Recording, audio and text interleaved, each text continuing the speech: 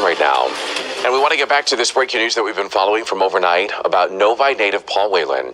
He's now been sentenced in Moscow, Russia to 16 years in prison. As you know, he was found guilty on espionage charges and was arrested and has been in Russia since December of 2018. He has maintained his innocence ever since. U.S. Ambassador John Sullivan denounced the trial, in which he says as a shocking violation of human rights and international legal norms. Just a little while ago, I got a chance to speak with David Whelan to get his message for his brother. We will continue to work for you.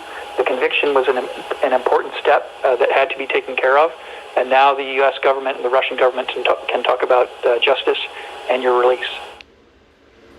And David goes on to say that Paul's lawyers will file an appeal to the sentence. Of course, you want to stick with us here at Local 4 and lookindetroit.com. We'll have more reaction throughout the day to Paul Whelan's sentence.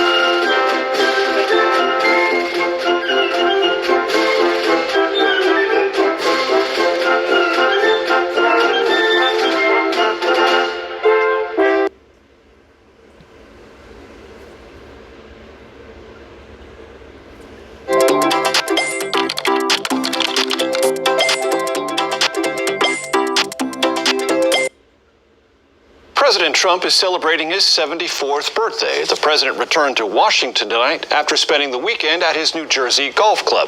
Mr. Trump is working on an executive order on policing, while top Senate Republicans plan to unveil their reform package this week.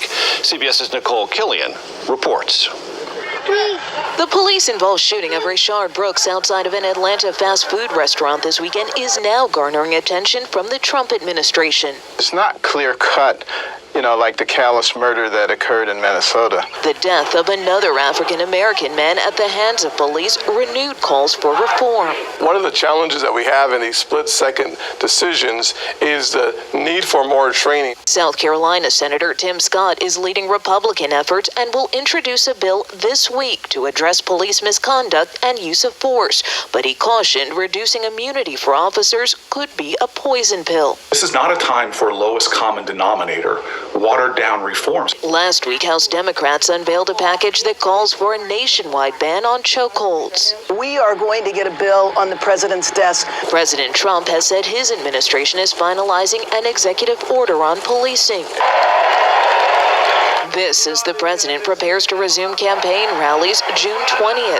The president selecting the new date out of respect to African Americans after being widely criticized for originally scheduling it June 19th, a day commemorating the end of slavery, and in Tulsa, where blacks were massacred nearly a century ago. I'm not sure that the planners on his inner circle team thought about June 19th, Tulsa, Oklahoma, and race riots.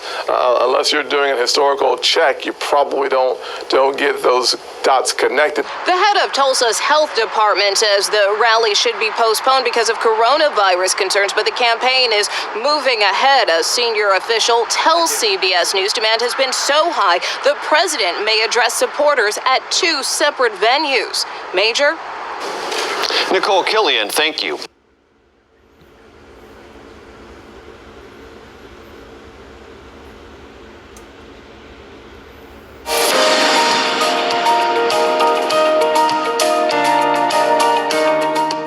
What do we know thus far after this outbreak in that market and the people who visited that market? Yeah, so we know that there have been nearly 100 infections reported over the weekend originating from that market, Singfati. But now the government has just said that they've also discovered cases linked to the first cluster in another market in a different district, and they have locked down 10 nearby residential compounds.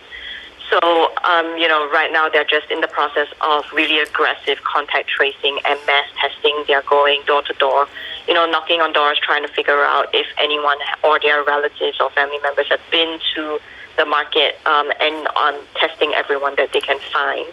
It looks as if they're still trying to take quite a measured approach. They haven't shut down transport links like they have in other outbreaks, like when it happened in Wuhan and in the Northeast. But I think, as the cases are set to rise, given the amount of testing that's being done, we can expect them to act quite quickly if the numbers do spike.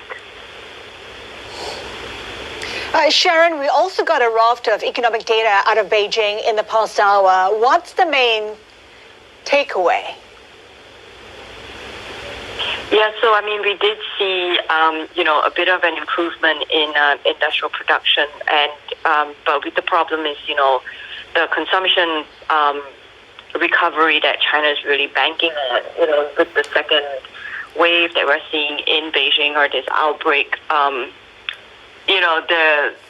the risk is that we go back to what it used to be in February or March, and that could derail any nascent recovery.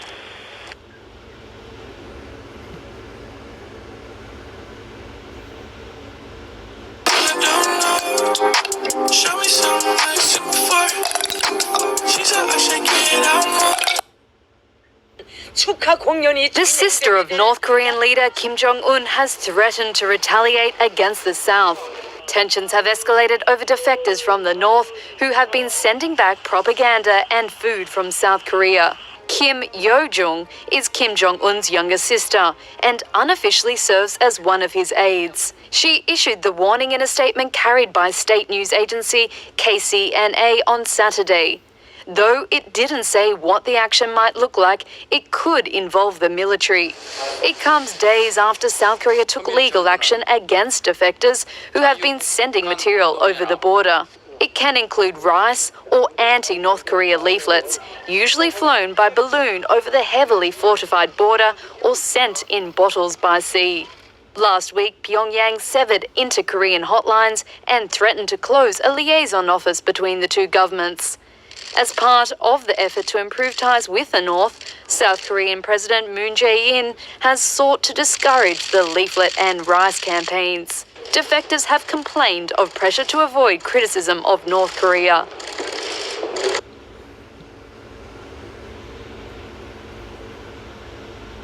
Let us turn now to CBS News political correspondent Ed O'Keefe. Ed, former Vice President Biden has for 3 months said his running mate will be a woman. Now, with recent events, is Biden under more pressure now to choose a woman of color? Well, Major, he continues to face tremendous pressure to pick a woman of color, but CBS News has learned that his team continues to vet or look into the backgrounds of several women. Senators Elizabeth Warren, Amy Klobuchar, Kamala Harris, and Tammy Duckworth, a paraplegic Iraq War veteran. Governors Michelle Lujan Grisham of New Mexico and Gretchen Whitmer of Michigan. Congresswoman Val Demings of Florida. Atlanta Mayor Keisha Lance Bottoms and former Obama National Security Advisor Susan Rice. Despite the recent headlines, Biden continues to insist he's looking for someone he'd be comfortable working with and who he believes is qualified for the job, and we're expecting an announcement by August 1st. Ed, as you well know, the Republican National Committee has moved the biggest night of its convention from Charlotte, North Carolina to Jacksonville, Florida. What do we know about the Democrats' plans?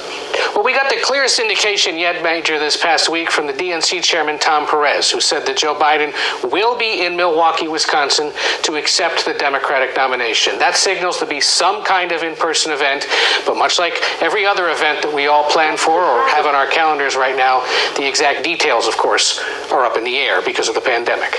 Major. CBS News political correspondent Ed O'Keefe. Thanks so much.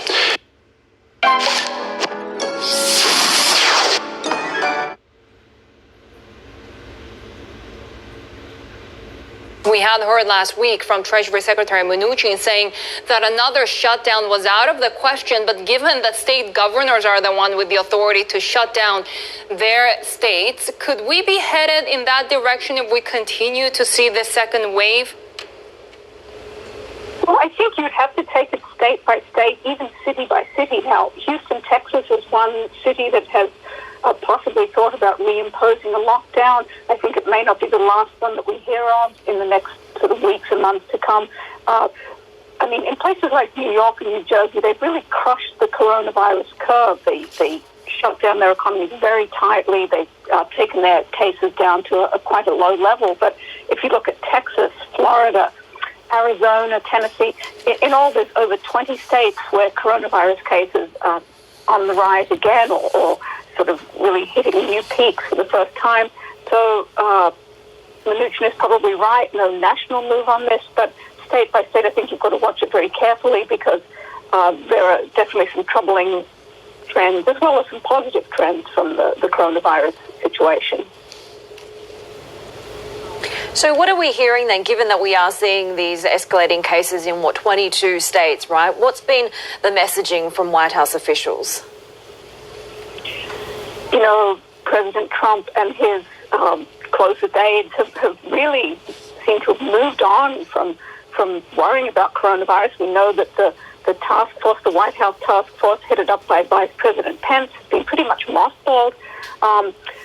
This morning we heard from Larry Kudlow, President Trump's economic advisor, and he was pretty bullish on the economy. I mean, he typically is bullish, but he talked about a very, very strong third and fourth quarter, and even things like saying 80% of small businesses are back running again, and that he has said in the last few days, within a month or two, almost every business will be back. It's hard to prove that at this point, and his bullish viewpoint contrasts really with the Fed Chairman Jerome Powell. It was kind of an interesting double take on TV this morning. We had Kudlow saying that by the end of the year, unemployment will be below 10%. We had Fed Governor Robert Kaplan of Dallas saying it will be above 8%. So maybe 8 to 10% is the sweet spot. But certainly White House officials have moved on. They don't seem to be focused on the caseload, but instead about what's next. When it comes to the economy, though, Ross, we really have to read between the lines, right? Because when it comes to unemployment among Black Americans, this is really at the highest level in more than a decade and really topping that for white Americans. So really what we've seen since President Trump got elected, that Trump bump hasn't really benefited most Americans. No, that's true. There was a very interesting survey out this morning that basically a majority of Americans say they haven't benefited financially, from President Trump's term. And, you know, if you just look at an indicator like the stock market, if you look at, the unemployment rate, how it had fallen significantly coming into the coronavirus pandemic, maybe you would expect to see better numbers there. But it really points to the fact that gains in the economy for years and decades in the U.S. have been sort of on an unequal footing, that the wealth has been concentrated in certain segments and that others have just missed out. And we've heard a lot in the past few days and weeks from officials, even Fed officials and others, about as the economy recovers, they'd like to see it become more inclusive. Now, we don't know really that there's a lot of policy ideas behind that, but it may be that we've come to a tipping point where policy will try to be more inclusive, and as wealth is accrued in the U.S., that it's on a more equal footing.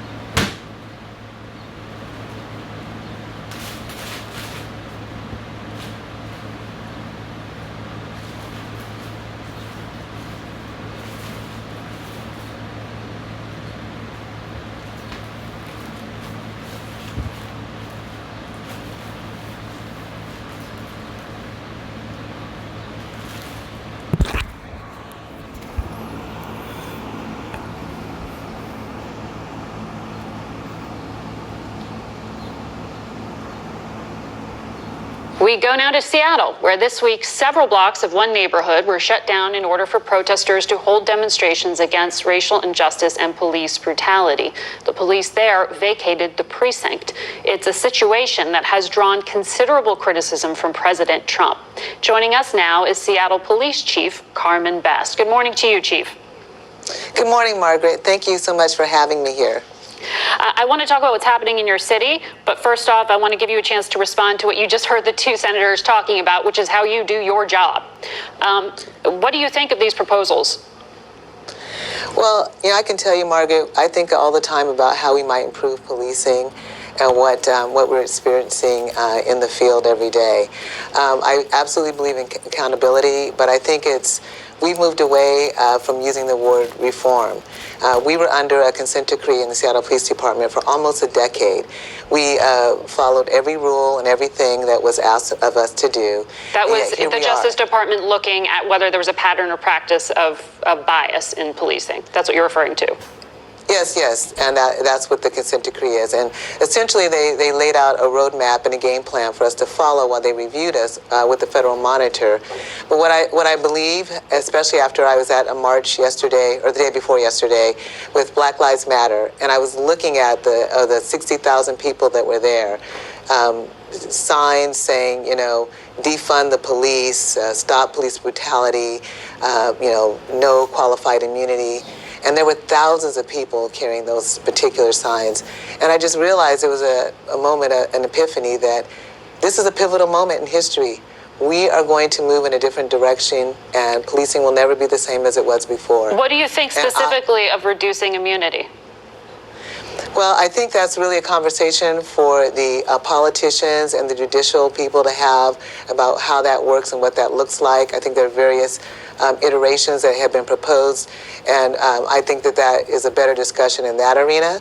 But I do believe that the considerations of the public need to be infused in whatever that outcome is.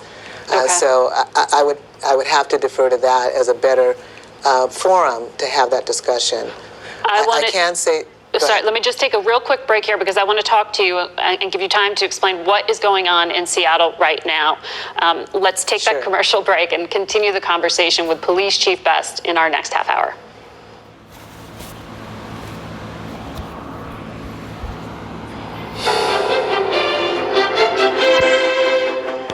Welcome back to Face the Nation. We want to continue our conversation with Seattle Police Chief Carmen Best. Chief, thank you for staying with us. There's a lot of focus on your city. Republican lawmakers have called this 6-block area that the police had left and that protesters are occupying. They're saying it's like a war zone, that warlords are running rampant. The president himself has said domestic terrorists have taken it over. You're the police chief. What is happening in this so-called Capitol Hill autonomous zone?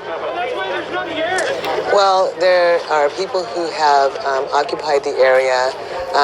My understanding is they've...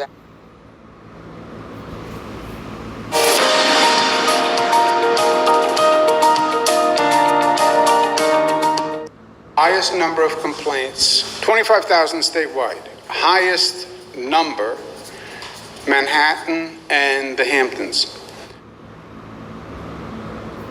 Welcome back. A court in the Philippines has found journalist Maria Ressa guilty of cyber libel. Ressa is a former CNN bureau chief and the founder and CEO of the news site Rappler, which has produced extensive coverage of President Rodrigo Duterte and his deadly war on drugs.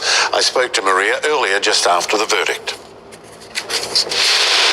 It's good to see you, my friend, and I will call you my friend. In many ways, considering how the government has treated you, it's not surprising. Where do you go from here? Do you think you've got any chance on appeal? Wow. Well, first of all, Michael, thank you so much for having me. And, yes, today I was convicted, but I don't think Ray and I and Rappler, we weren't the only ones on trial. I think today also the Philippine justice system was on trial. You know, as you pointed out, I've been under attack by my own government for 4 years now, since 2016. And we were targeted by the authorities after the government's weaponization of social media. So we were first targeted in 2016 with these exponential attacks on social media. Well, today, the judiciary just became complicit in this insidious campaign. And it really is death by 1,000 cuts. And the end goal is to silence independent journalism, stifle press freedom. But you know who I am. You know the work that we do. I think that part of the reason we come out of this stronger is that we know that there are deliberate efforts to stifle press freedom. There's no, it's hard pressed to find a more honourable journalist. I mean, you have been targeted by this government at least 11 times. And what sort of warning does what's happening to the media in the Philippines send to other countries run by populist leaders? Not to mention here in the US, where the president calls the media the enemy of the people.